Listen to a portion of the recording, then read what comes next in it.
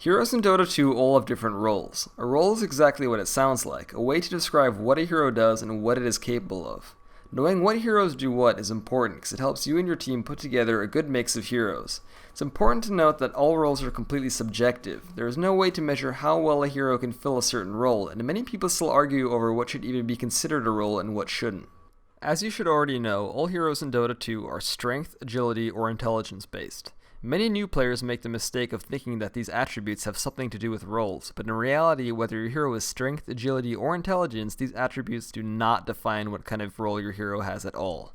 Valve, the creators of Dota 2, have defined their own roles for heroes, which you can look up at any time inside Dota 2 by clicking on the Learn tab and then selecting a hero. Part of what makes Dota so interesting is that almost all heroes have multiple roles, so let's review them all. Carry.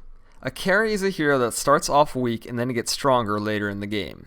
Heroes that are exceptionally weak early in the game but exceptionally stronger later are also referred to as hard carries.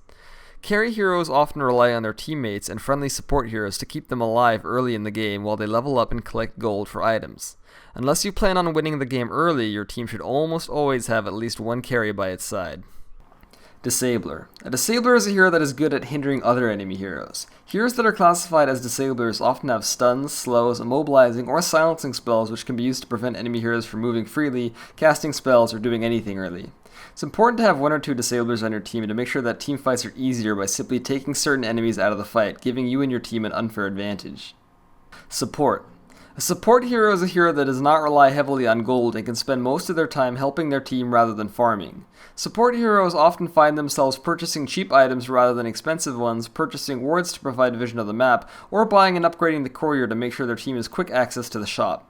Certain support heroes that are exceptionally good at protecting hard carries are sometimes called babysitters or lane support heroes. Supports allow your team to function better early in the game and are the backbone of any team. Initiator. An Initiator is a hero that is good at starting or simply at participating in large team fights. Initiator heroes typically have some sort of large area of effect stun or otherwise damaging ability that helps your team enter the team fight with a sense of shock and awe.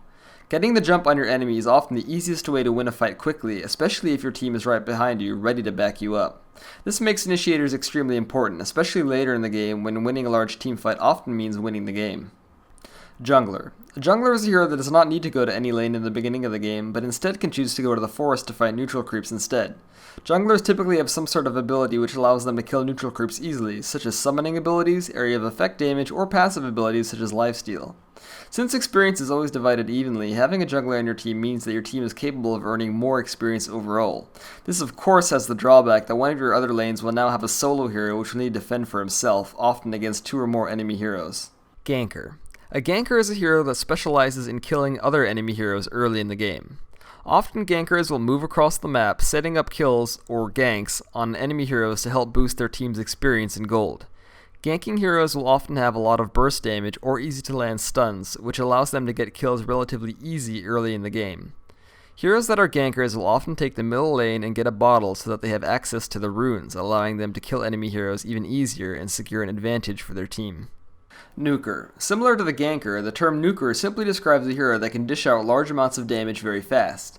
These heroes can often catch enemies by surprise and dish out absurd amounts of damage in order to take enemies out quickly. Pusher. A pusher is a hero that specializes in destroying enemy buildings and creeps quickly. Pushers often have abilities which can damage enemy towers and barracks, as well as area of effect damage which can clear the way quickly. Since destroying buildings is a required step to win the game, having a pusher or two on your team is essential. Escape and durable. Heroes that are classified as having an escape or being durable are heroes that are tough to kill.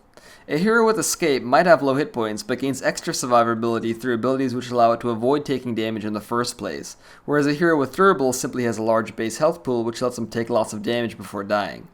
Many players consider the roles escape or durable to be more like sub-roles, and they are never the only role or the most important role a hero has. Suicide Laner. The Suicide Laner role is the only role not mentioned in Valve's Learn page, but I'm going to include it in this video anyways because I feel it's very important. A Suicide Lane hero is a hero that can survive in a 1v2 or even a 1v3 situation. Typically, Suicide Lane heroes have some sort of escape mechanism in addition to a long-range skill which allows them to secure creep kills from long distances. Suicide Lane heroes are best picked when you have a jungler on your team and you know that you're going to be laning against multiple enemy heroes in the laning phase. In conclusion, it's usually a good idea to have a little bit of everything on your team. If you're unsure of what hero to pick, look at what your team already has and try to fill the gaps. A well-balanced team will win against a skewed team more often than not, and a team with 5 carries on it will almost always fail. When picking your hero, always plan ahead. Think about what lanes your allies are going to want to go to. If your team has a jungler, check to see if your team already has a suicide lane hero picked. If your team has a lot of late game potential but little early game strength, consider picking a support or ganker hero. Take into account that some heroes simply do a lot better in the middle lane and that you shouldn't pick a middle lane hero if your team already has one. Thank you for watching, and if you enjoyed this video, feel free to subscribe and follow me on Twitter.